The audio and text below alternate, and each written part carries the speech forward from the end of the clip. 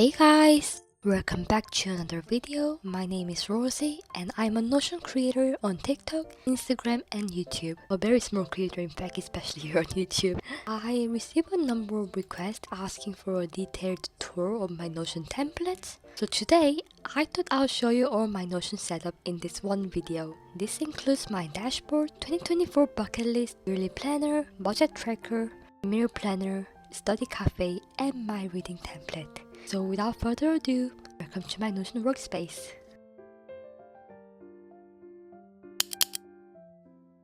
Before we start, I just want to let you know that most templates are available for sale on my website. There are freebies too, so make sure to check them out if you're interested. I am launching a new mirror planner template today, which I'll show you in the video later.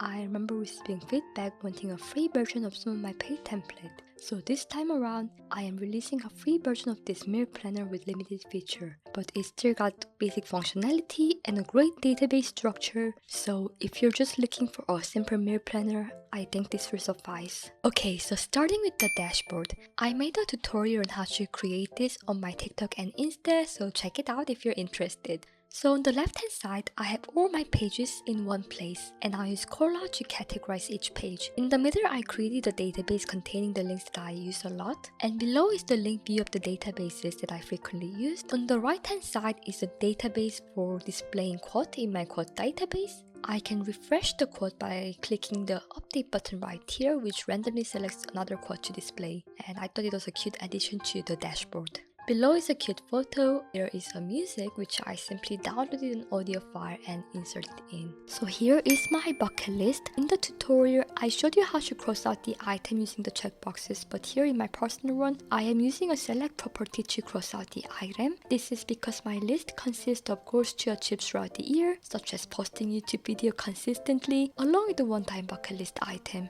Also, in another table view, I filter out only the main goal. I then created a property that displays the sub-items and their related sub-items to provide a more intuitive understanding. Name is there simply because I can't get rid of it. Moving on to my life planner, which I am so excited to share with you all. So on the left are databases that I used in this planner, but I rarely look at the databases because I have everything accessible on one scrolling page. Below there is a weather widget, and this is the only widget in my life planner. Further down is a D-Day counter. I made a tutorial on how to create this, but here it is slightly different as it is integrated with my to-do list. I'll show you how it works when I show you guys my to-do list later. I like to organize my tasks by goal, meaning that within each goal there's a space to add tasks specific to that goal and schedule them. Also for each goal there's a mini progress showing how many tasks have been done, overdue, and to do for later. Oh, and there's also a space to define the mini objectives right at the top. Now these tasks from different goals are centralized in the inbox by their due date once scheduled. There are different views available based on the due date. There's also a little status icon for each task showing whether it is overdue, due today, or due later. And there's also an indication of whether it is a sub-task or a recurring task. And recurring tasks are easily created using a repeat feature, and they automatically pop up in the inbox when it is time alongside with the regular task. You can also select the type of task, and if it is an event, it will automatically populate in the D-Day counter. I integrated my to-do list with my Notion calendar, so I created the two views for one-time task and recurring task, and here you can see how they appear in two different colors. Below is a monthly database. I won't open up my previous entry since it is personal, but I'll show you how it is structured. So within the page is a space to plan and reflect for the month. At the end of the month, I would head over to the currently ending month and take a moment to fill in the reflection. I think it is important to look back, re-evaluate my values, and adjust before moving forward. And here's the space to write what I learned, regrets, and how I can improve further for next month. And I can see my monthly habit progress in this page. Now heading over to the top, there is a space to write down the intention and a space to outline the weekly plans. Okay, so let's move on to the habit tracker. The design is quite intuitive, but it took me some time to actually make it work effectively. The top is a database for a daily habit entry. I normally use repeat to have it automatically pop up every day. Below is a monthly habit progress database, so once I check off some habit in the daily entry, it will be counted toward the monthly progress, as you can see right here. There are these cards for every month, but I currently filter to show the card for April. I really didn't want to manually input the total number of days every month, so I made sure that the total number of days within the month are automatically calculated. All in all, what I really like about my habit tracker is that it keeps me accountable every day, and these habit entries that I check off do not go to waste. I can identify the area that I need to improve on easily, and it is also very motivating. The last section of my yearly planner is the mood tracker and the journal.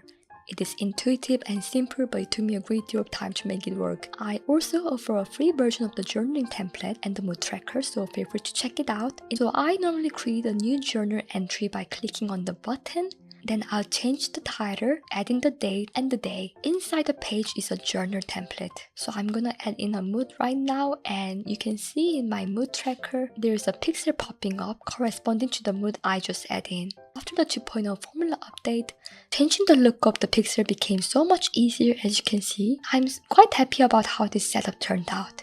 So moving on to the third template, the budget tracker. Database you see in the top is where I have my monthly cards. In each card you can see income, expense, and offset for the month. And below is the database where I add and see my budget entries. There are 3 views for that: daily for seeing and adding daily entries, monthly to see all entries by month, and all to obviously see all entries. I'm about to add an entry right now. I'll input the expense amount and categorize it by bank account categories. Notice that when I add my entries over there, not only the monthly card is being updated, but you can see the daily balance card being updated as well. I set a limit for daily spending, and this will give me a warning message: budget exceeded if I exceed my budget. And there are a few occasions where I had to make a big spending, but overall throughout my ordinary days, this feature has been super helpful in limiting my binge spending.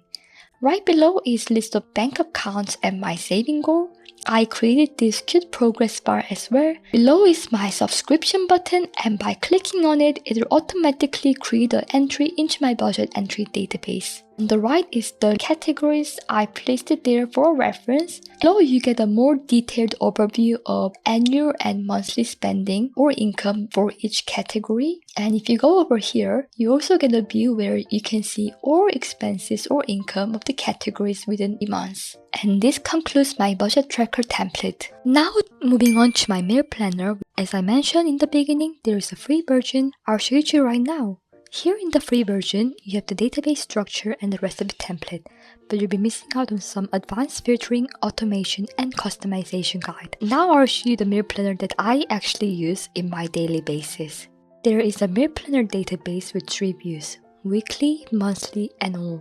What I like to do is create 7 entries in the monthly view and head over to the weekly view, add in breakfast, lunch, snacks, and dinner. Below is a recipe database where I have all my recipes stored. For each recipe, I add in the time and the category it belongs to. I have a lot of recipes, so later I use the filter on the categories to find the recipe that suits my need. Here is the rating for each recipe. Now I will open up one of the recipes. We already seen most of the properties on the card, but there are some properties only visible within the page. There's a link, which is a space to add the source to the recipe, a score, which is displayed as a progress bar in the database, ingredient, I'll show you how it works later, and finally rec, short for recommendation. This recommends the recipe you should have it with based on how many ingredients overlap. I know that most of the recipes involve salt, pepper, and oil, so to prevent from every recipe being displayed here, I can also set a threshold. So now I'm changing the threshold to 2. Only the recipes with more than 2 overlapping ingredients will pop up. Doing this has saved me so much time. Within the page itself, there's a space to write down the ingredient, quantity, and the recipe. And now you might be wondering, what is the purpose of the property ingredients if you have a space to write down the ingredient? Once you type down the ingredient and link them as well, you can see over here in this tiny database the status of ingredient at the moment, whether it is currently available, low in stock, or not available. So now we are heading over to the week view, and you can see that all the recipes that I added for this week have been accumulated over here. And you can also see how many times I added the recipe and overview of all the ingredients that I need to add to my shopping list for this week's meal planning. You can also see right over here that the ingredients that are needed for this week's also pop up in the Add Me section of the ingredients database. What I like to do is write down the quantity in the notes section I either manually add them to the shopping list or click this button and this automatically adds these ingredients to the shopping list. Sometimes I also look through other ingredients not included in the recipe, something like chocolate muffin, my guilty pleasure, and add that to the list as well. Now my shopping list is ready. I also have this on my phone, so whenever I go for a grocery shopping, I'll open this up and check off the item that I purchased. Once I'm done, I press the done shopping button and this will indicate all purchased item as in stock. Alright, this wraps up my tour for the meal planner. Let's head over to the reading planner. Welcome to my Notion library. On the top is a database where I store all my books. Here, if you head over to the status view, you can see the books being sorted by their status. To read, currently reading, and complete. Once I change the book status to complete, it is tracked right over here.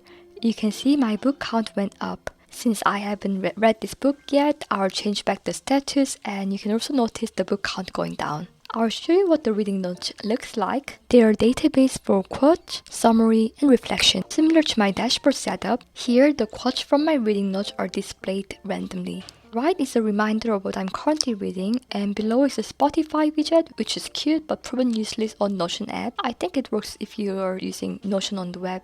Oh, I forgot to show you the buttons. The first one is a simple button for adding a new book, and the second is for updating the status. Lastly, right below is the genre and author database. Here you can see the number of books related to the genre or the author. That is it for the reading template, and as you can see, everything that I need for reading is condensed into this one page. Alright, so now I will give you the tour of my study cafe. In the first section, we got study to-do list and a subject database. Its structure is similar to the life planner, but the tasks are catered for studying. As you can see, I also have some recurring tasks here, and the study to-do list is also synced with my Notion calendar. On the right is the daily study session where I log in my daily studies. I use the repeat to create a study session every day, so I don't have to click new each time. Further down at the very bottom, there's a calendar view displaying all my past study sessions. It is also showcased as cards in this view right here, and you can also see the list of today's study log. Now I'm gonna go up again. The card displays the total time I've studied today, excluding the break. It has button to start study session, begin break, and end the session. Having this button here is quite convenient as I don't have to open the page each time to log in my study session. I can also see the status of my current study right here, so I'll do a little demo. After pressing start, a pop-up message appears and I'm just gonna click continue and the status will change to in progress, indicating that the study session has started. And let me show you what's inside. Inside the page there is a space to input affirmation. It also includes buttons with similar functionality as those outside, along with the Pomodoro timer. We already have session being logged here since we pressed the button outside just now.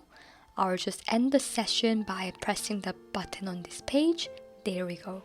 Also, there is a to-do list right below showing what task I need to accomplish today. Okay, now let's move on to the notebook section of the page. On the top is the notebook database and it is a space for collecting notes specific to the subject. Below that, you'll find a collection of all study notes which has been filtered based on the spaced repetition schedule. Basically, it will display notes on 1 day, 4 days, 7 days, and finally 14 days after the initial revision. I feel like reviewing the same concept multiple times quickly often leads to a better retention than trying to grasp everything perfectly at once. So after reviewing the note, I'm just gonna click on the checkboxes and click update button right over here, and then the database will automatically calculate the next revision schedule and display them on to revise when it is time. Here is the timetable where you can link the subjects at the appropriate times. And the D-Day counter is right here. It is integrated with the study to-do list. It displays the remaining days for tasks categorized as assignment or exam. So this wraps up the tour for the study cafe and all my Notion setup. So we finally reached the end, and all in all, Notion can be utilized in numerous ways, but I think the beauty of Notion lies in its versatility, the databases, and the tools for making some meaning out of the stored item, and that is what I wanted to achieve in my setup. Thank you so much for watching this video, and I will see you later. Bye!